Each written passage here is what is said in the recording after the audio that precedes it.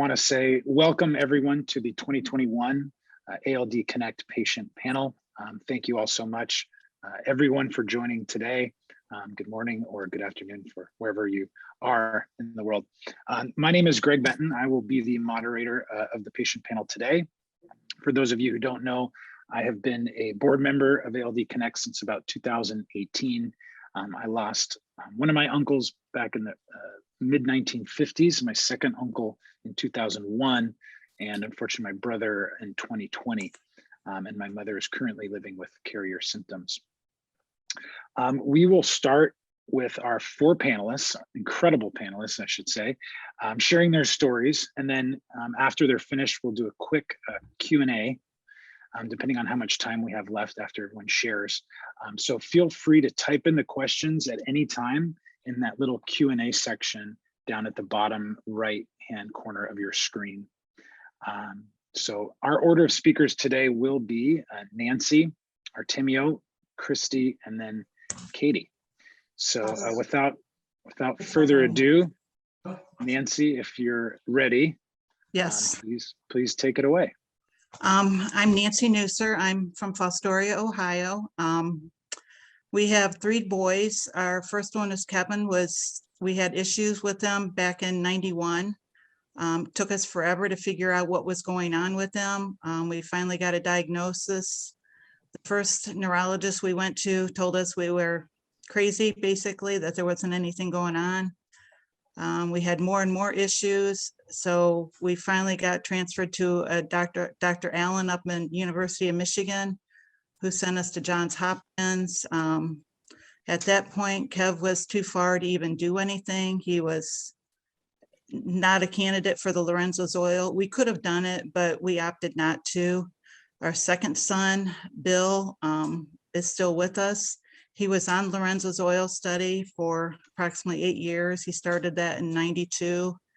When he was 16, he said he didn't want to do it anymore. He knew what could happen. He knew what happened with his brother. Kev had passed away in '93. Then we have a third son who did not have the bad gene. I'm obviously a carrier. I'm one of 10 siblings. Nobody else has it. So, and my mom did not have it. My mom was a twin. Nobody back in the family has it that they can find. So they decided it was a mutated gene that I had.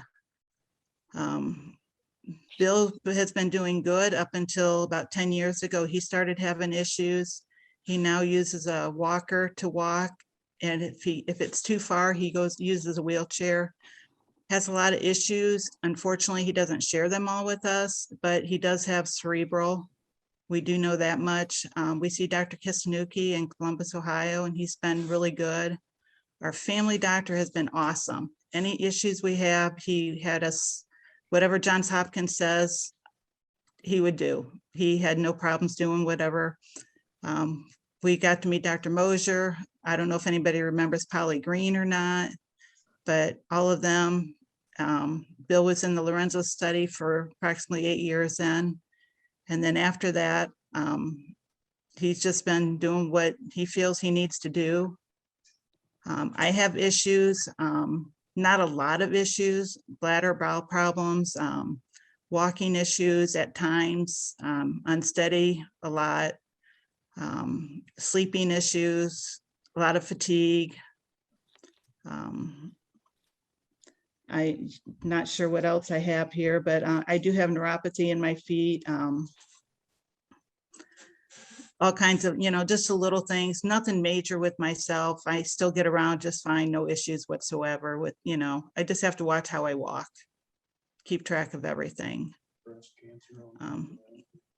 So my husband just said I did have breast cancer. Our third son doesn't have the ALD, but he did have B-cell lymphoma. We weren't sure what was going to happen with him for a while, but now he's doing well. But the ALD really never heard of it before until we were diagnosed.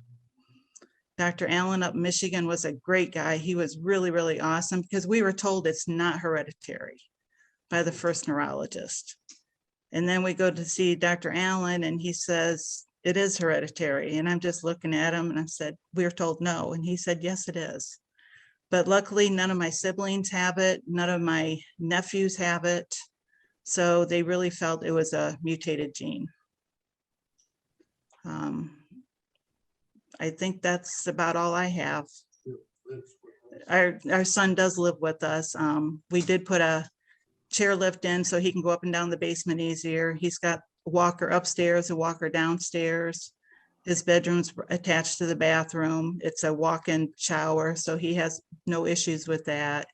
His kids help him a lot with his wheelchair, getting in and out of the car. He is still able to drive. Did a driving study to make sure he's capable of doing that, and he is. So we just monitor everything and go day by day with him. So I think that's about it with me. Thank you so much, Nancy, for sharing. Uh-huh. Anyone has questions, please do post them in the Q&A tab on the bottom right. Thanks again, Nancy. No problem. Next, we are going to have Artemio speak. Artemio? Yeah, hi. Go ahead. Well, I'm 26 years old right now. Okay, so my ALD symptoms started when I was 3 or 4 years old.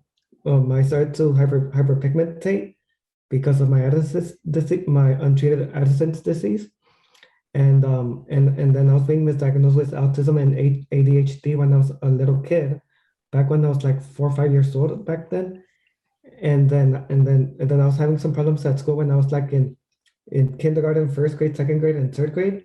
But by fourth grade, I started to be very, very lazy, not paying attention in class, not doing any homework, not doing any schoolwork. And then in fifth grade, I started to do a bit. I started to do better in school. And then I was going to therapy, like to a psychologist, to a therapist, and then in sixth grade, seventh grade, eighth grade, I was behaving okay. I was doing okay in school, and then by the time when I was by the time I was 19 years old, I started to have walking issues. And then when I was 20, I was having urine incontinence, an adrenal crisis, because my Addison's disease was untreated. And then by the time I was 21, my cousin my younger cousin started to have seizures, started to develop childhood sleep IOD when it was back 5 years ago. And then I was diagnosed with AMN, Addison's disease, and arrested childhood sleep IOD when I was 22. And then 2.5 years ago, my cousin died from childhood sleep IOD. He was 8. And then right now, my walking issues are still there. I do physical therapy 2-3 times a week, and I'm doing okay. And then my family history. My grandma, my aunt, and my mom carry the mutated ALD gene. And then I have a uncle who has Klinefelter syndrome, and he has a one mutated ABCD one ALD gene. I mean, and then I have 2 sisters, and then we don't know if they carry we don't know if they carry ALD or not. And then I have 4 female cousins from my aunt who got my 4 female cousins. I mean, we don't know if they carry the ABCD1 gene, and then one of them already has 2 daughters already. And let me see. And then I have another male cousin. He doesn't have ALD, which is good. And then I have 2 other uncles and have another aunt. They don't carry ALD or have ALD, I mean. And I think that's it for me. Thanks for sharing your story, Artemio, and your family history. Really appreciate you being here today. Thanks so Yes, much. yeah, you're welcome. And again, any questions for Artemio, go ahead and post those in the Q&A button at the bottom right. Next, we have Christy. Christy, take it away. Thank you. I'm sort of a nerd, you guys. I wrote down notes and I have some slides to share, so I'll pull those up in just a second. Like Greg said, my name's Christy, and I'm honored to be sharing my family story with you today. We hail from Pittsfield, Massachusetts, which is in Western Mass, not anywhere near Boston. And I'm the mom of an asymptomatic son who is diagnosed through the newborn screening. Let me just pull up my slides here because I need to show a picture of him. His first birthday was yesterday, and there was so much to celebrate. He's happy and healthy and simply a bright light in our lives. He also keeps us on our toes. When I was thinking about what to share with you all today, I was overcome with emotions. For me, there's not an easy or simple way to talk about adrenoleukodystrophy, which is even a mouthful to pronounce, am I right? And yet I have so much gratitude for this community and all who have supported us this past year. So I thought what might be helpful, while it's all fresh in my mind, is to chronicle the past year and highlight some pivotal moments on our journey that shifted our mindset from despair and depression to hope and gratitude. So as you can see, Zoli was born on the magical date of 11/11/2020. His birth was uncomplicated, and my husband Ricky and I were so happy to have a completed family. Our daughter Rainey, who's now 4, was thrilled to be a big sister. This is Rainey. After some initial Ruben and feeding issues, Zoli was seemingly healthy and thriving. Just as we were getting settled back home, our pediatrician gave us that dreaded call to say that he had been flagged for something on the newborn screen. But she said that often happened and wasn't worried about it. So we brought him in for more blood work, and the results came back a few days later that he had tested positive for a genetic condition. We were referred to a geneticist at Bay State Hospital in Springfield, Mass. But honestly, I wasn't too worried because my family had no history of childhood diseases and our baby was just perfect. There couldn't be anything wrong with him. So we met with a geneticist via telehealth in early December, and she carefully and slowly delivered the news that Zoli had tested positive for adrenoleukodystrophy. This was the first time I had heard these words, and I asked her to spell it. Later, I would come to know that many folks experienced this shock and confusion upon hearing about ALD for the first time. She wrote it down on a Post-it note and held it up to the screen. She explained that it was X-linked and came from me. And I thought it was perfect this whole time. She started talking to us about the symptoms and all of the risk factors. And she told us that we were fortunate that in my after-birth stupor, I had decided to sign off on the research study that UMass Amherst was conducting at that time, because Massachusetts did not normally screen for ALD. And it was a miracle that we knew about this diagnosis so early.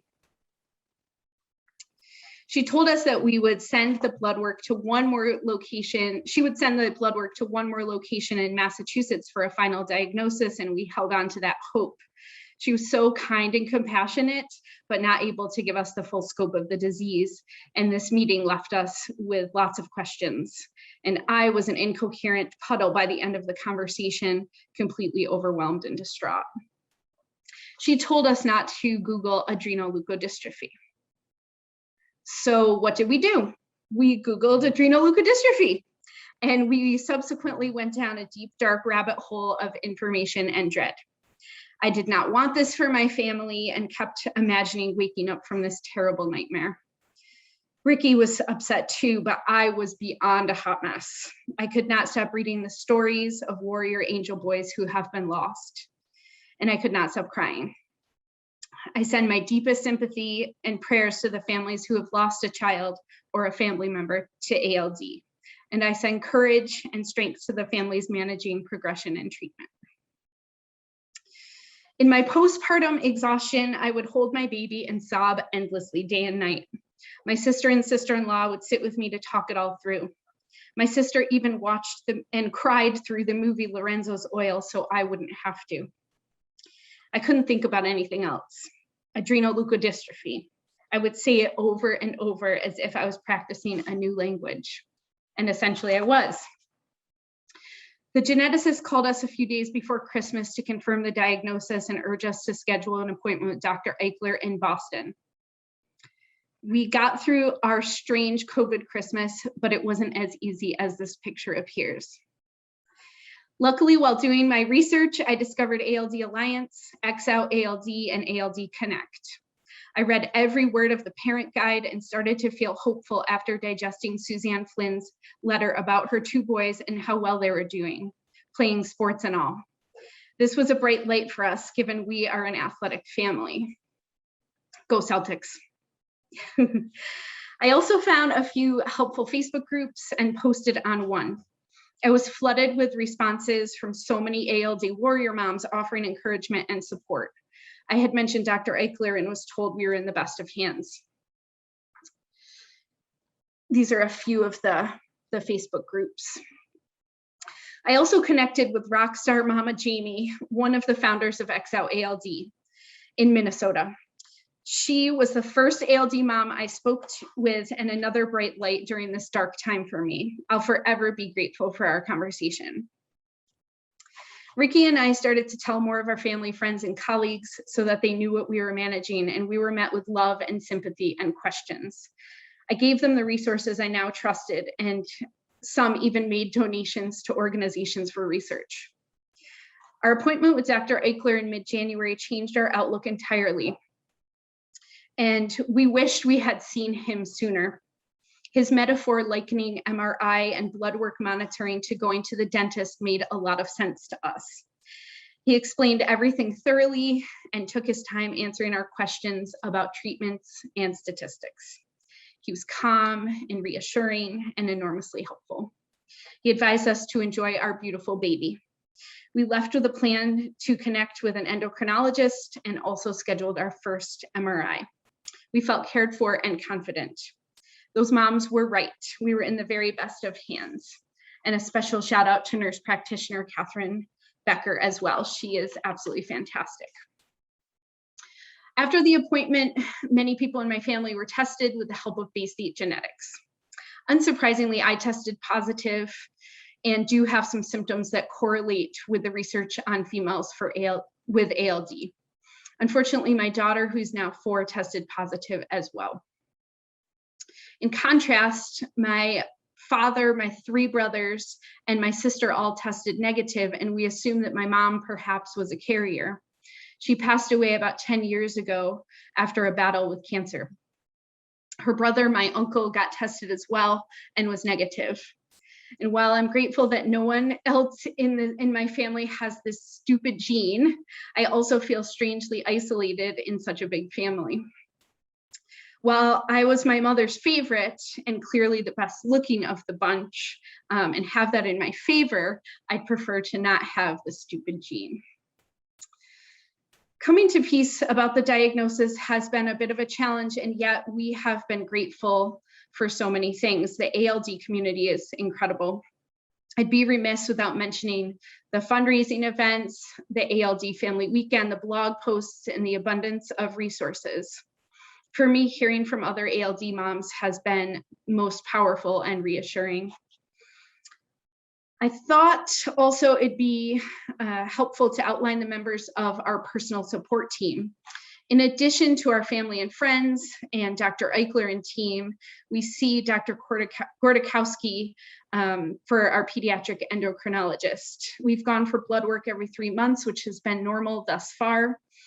And there is this absolute magical, I call her the magical unicorn phlebotomist named Eva, who draws our son's blood. And she is so good that Zoli barely cries when we see her. Our pediatrician has been fantastic as well. I started attending ALD community calls when Zoli was just a few weeks old. Thank you to Kathleen, Suzanne, and Tara who lead these calls.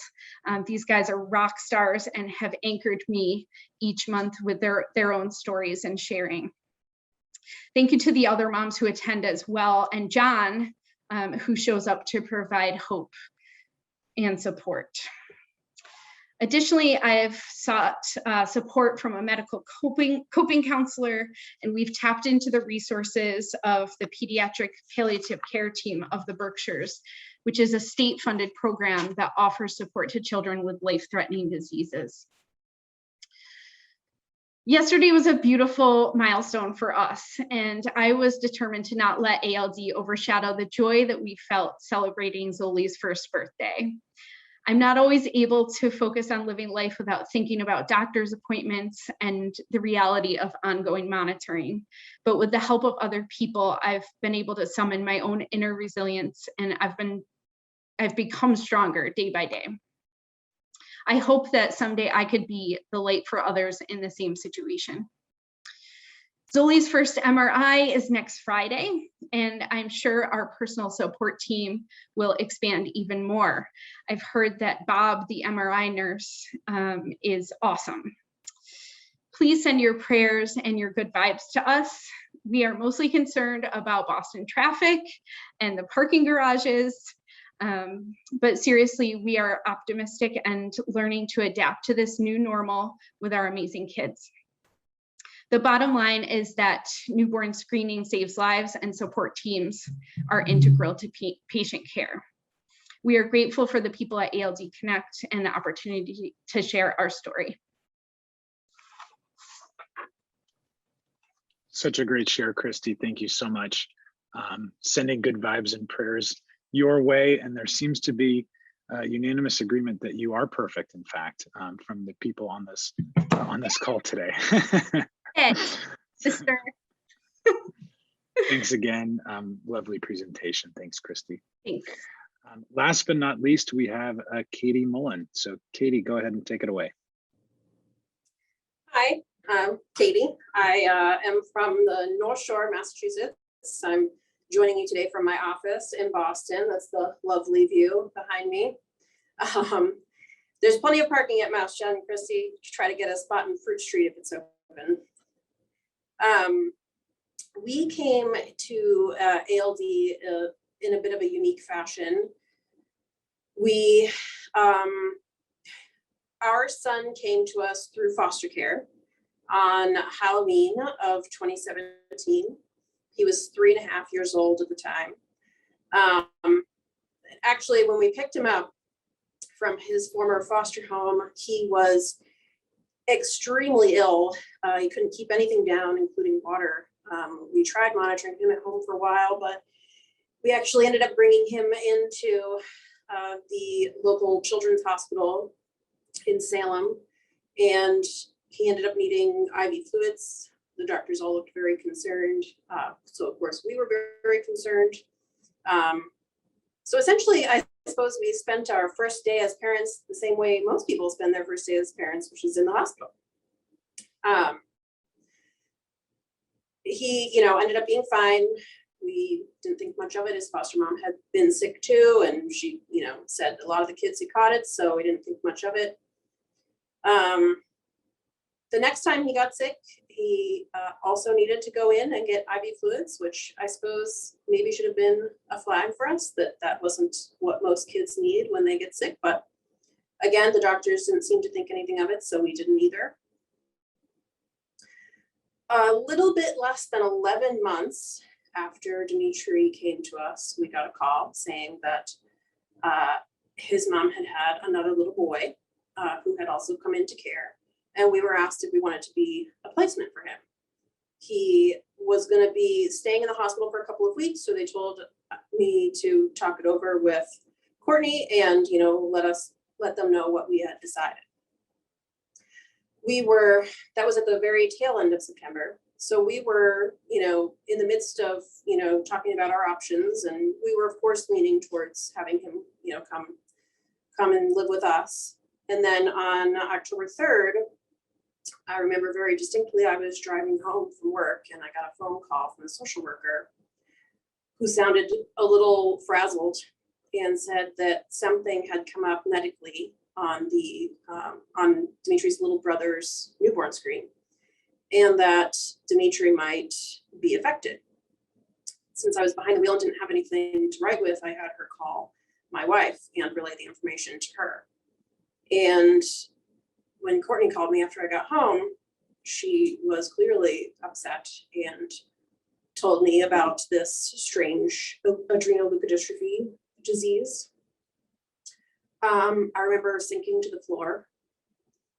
And I thought at the time that that would probably be the worst call we'd ever get.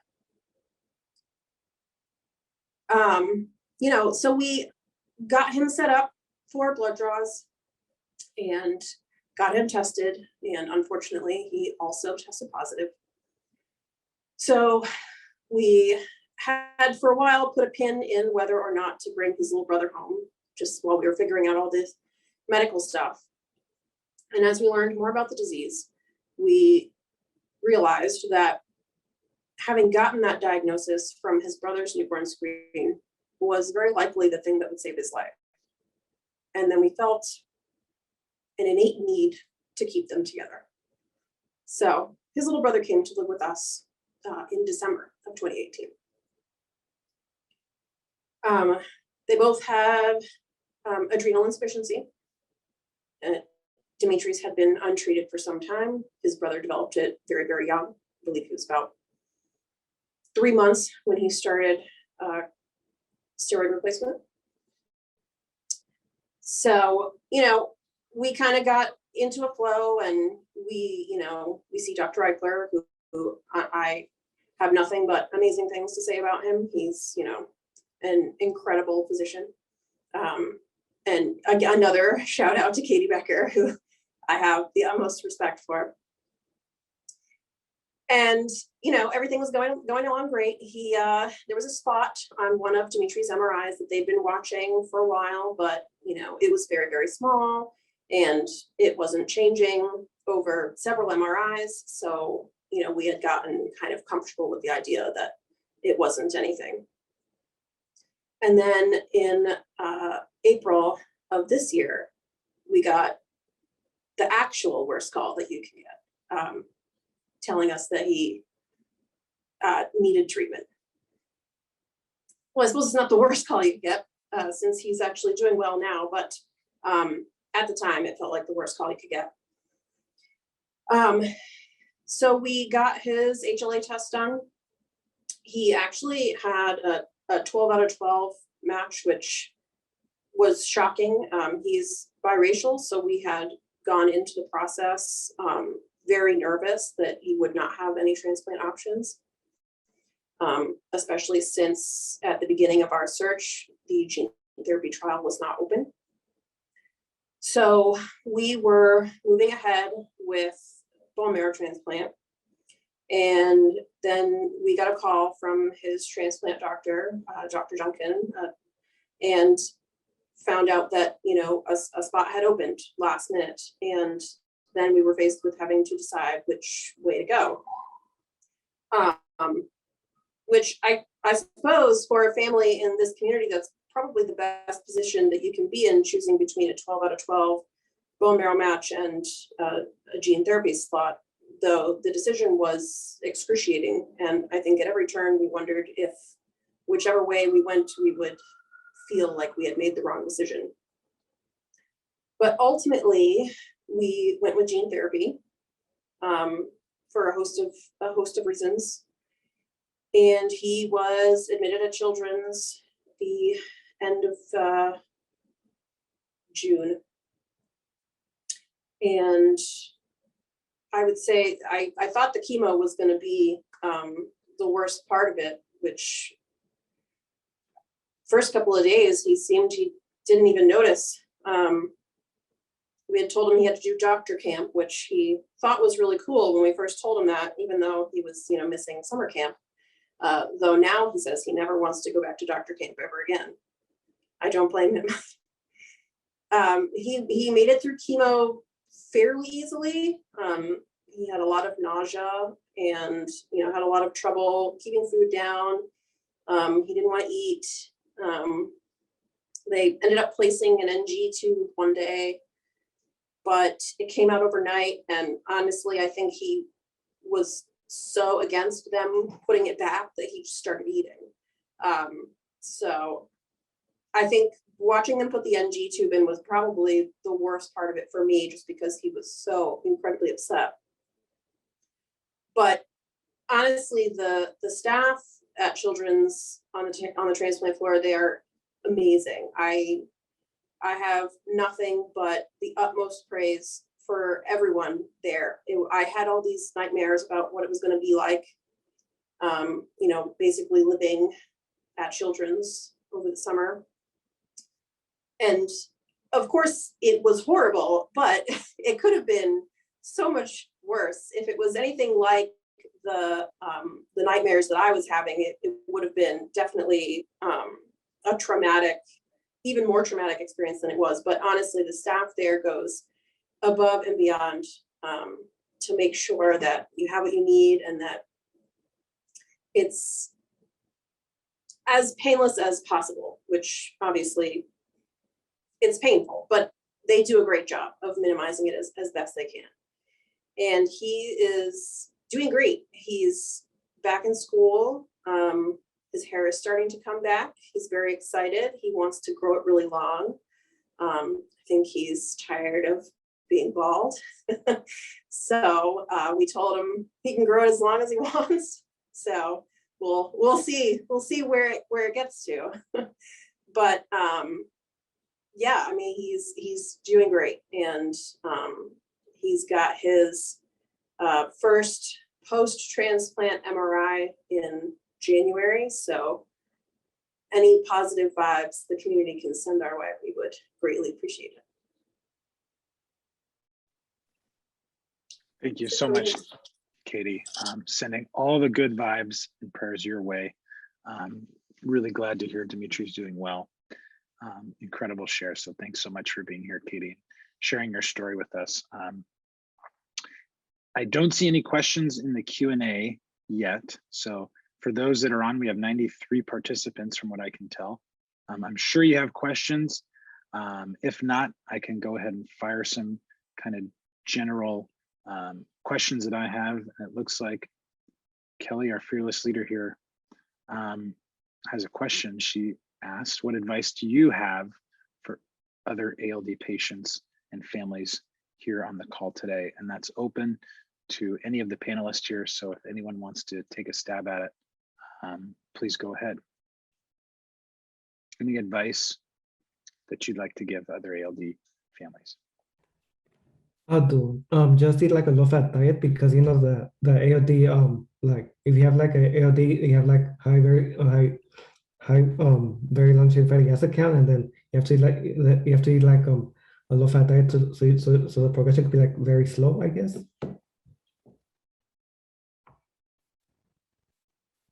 Thank you, Artemio. Anyone else? Yeah, I think for me, I would say accept resources. And if you are a newborn screening family, like I've had the thoughts in my head, like, but my baby's fine. Like, I don't need this and that and the other thing. But not everybody takes their child for an MRI to have their brain monitored. Not everyone has to take their child to get blood work every 3 months. And so come to terms with just accepting resources. Like for me at first, I was like, I don't need this. We got, my family can do this. And then I realized that, yes, just send me the love, send me the resources, send me whatever, and it's okay. So I kind of had to put whatever pride or whatever that ego aside and just receive information and also resources. Really great advice, Christy. We do have the fortune of having such a great community within ALD, and that's one of the objectives of ALD Connect is really building community, and it's something we discussed, in fact, in our last board meeting. So really great advice. Thank you, Christy.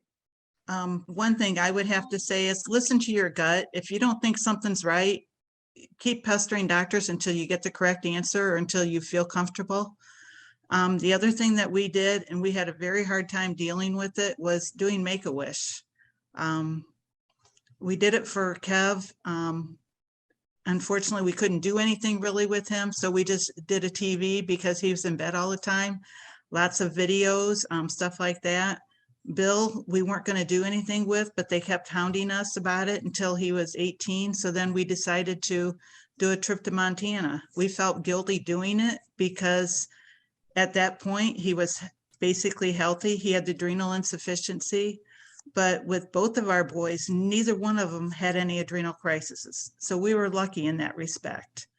But now we look back on it, every 6 months we were going to Johns Hopkins for testing and things like that. So I was glad we did the Make-A-Wish because he did get to experience things before he started having a lot of medical issues. So, but listen to your gut, go with what you feel is right. Thank you, Nancy. We have a couple comments here I thought I'd read from the Smith family, not a question, but just praise for how amazing you all are. Thank you all so much for sharing your stories. And we have a couple more questions here coming in. What can ALD Connect do to provide more support for the ALD community?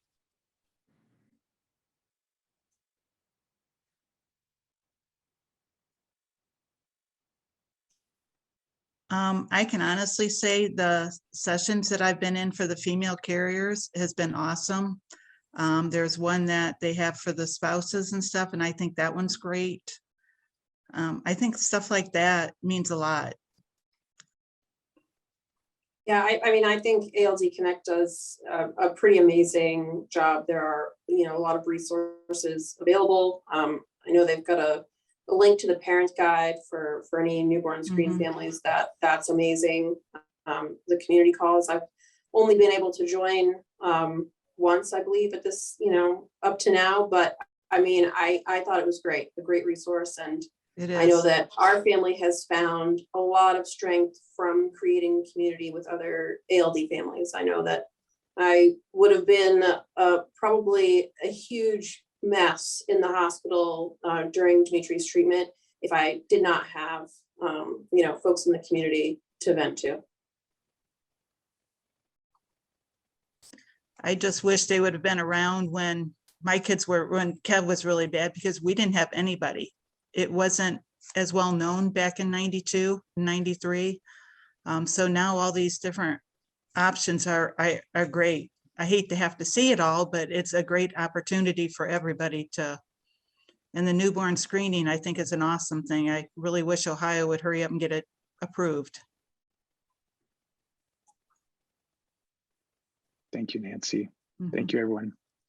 I wanted to read a couple comments here just from Catherine. She says, brave panelists, thank you for sharing your stories, inspiring and hopeful, sending good vibes to the ALD community from Southern California. Huge thanks and shout out to the doctors and researchers who are invested. And then we do have somebody from Argentina, and I can loosely translate this. Veronica de Pablo, she says, we are listening from Argentina.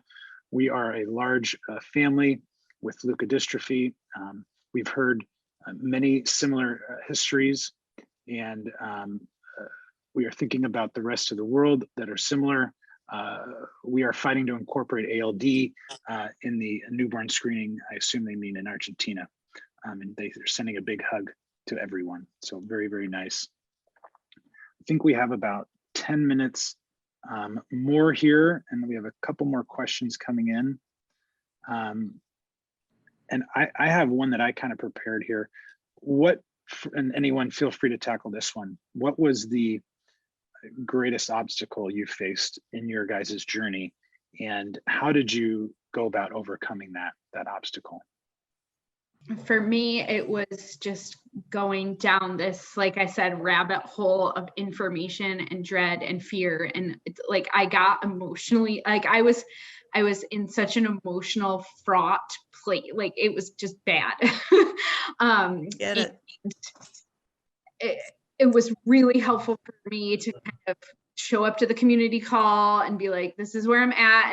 And those guys being like, we were there too. And here's, I got a counselor and I did this, and, just hearing different advice from people to how to get out of this space that I was not used to. and I was just like panicked all of the time. And that really helped me connecting with a counselor, hearing from other folks about their experience, and little by little by little, I started to get more and more hopeful. I was especially in that space before meeting Dr. Eichler, and my husband and I always reflect on this, from the time of diagnosis, speaking with the geneticist, to talking with Dr. Eichler. It was about a little over a month, and that was the worst time, because we had no reassurance. And we were tapping into resources that weren't helpful. So, I looked at one of the questions there. What would you advise practitioners? And this geneticist didn't really know much about ALD. Like, I think the family guide should be distributed widely. I think that it's so helpful. And to anyone who's like conveying a diagnosis to someone else, to be able to say, okay, here are the resources, not just don't Google, because we're going to go and do that now, but here are some resources that are actually helpful, would have been really great. So. And we have another question for you, Christy, from Angela. Would you mind sharing what symptoms you are experiencing? Angela found out she is a carrier, and recently, after her son tested positive on his newborn screen, she wants to be aware of what to look for. Yeah, I mean, none of it's really fun, like bladder issues, like incontinence, like that goes beyond like postpartum stuff. Like I experienced it before I had children. I'm 42 now. And I have a lot of imbalance that I just thought was imbalance. And I have some neuropathy in my limbs, my hands and my feet, that I, again, just didn't connect it with anything. My mother had some walking issues that we sort of made fun of her for. Like, she couldn't go up and down stairs very easily. She had to go sideways. And we were always like, Mom, why are you going sideways? But, that's why I kind of assume she had ALD as well. So that sort of stuff. But I would suggest going to one of the community calls for symptomatic women to find out more information, because those are really helpful. Very helpful. Just you to for go back sharing for that. 1 second to the obstacles question. One thing I just wanted to throw out there that doesn't come up as much in some of these meetings, mostly because it's not related to physicians, but the public schools, I found, get very nervous about this diagnosis. And we're very lucky. Our public school's been really great, but I do remember his first year in the public school, the school nurse called, I think, every day. She seemed nervous for him to be at recess, and, I had to kind of repeatedly tell her, like, he needs to be able to be a kid, like, you need to let him, he's fine.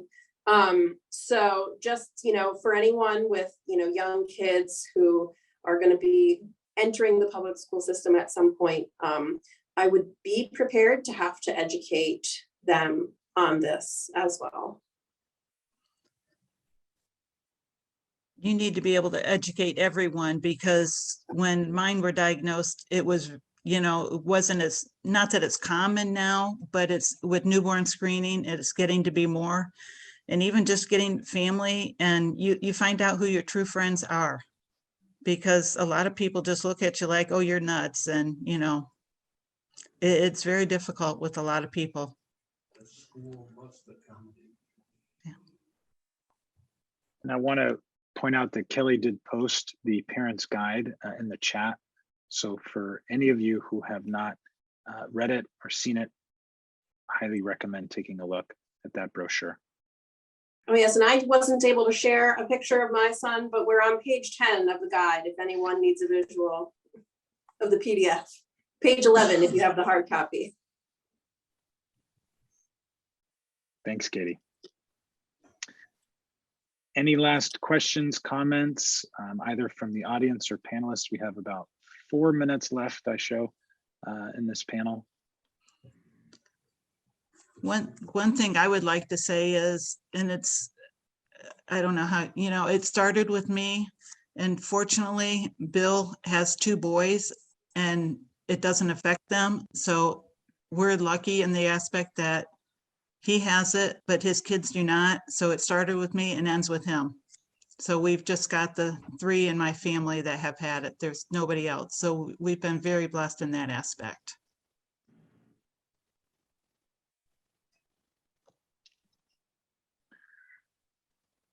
Any other last thoughts before we wrap up the 2021 patient panel?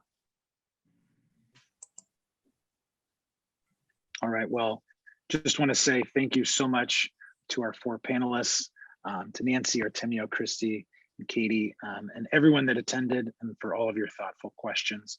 It was an honor to moderate this year, and I look forward to seeing you all soon in the future. So thanks again, guys. Thank you.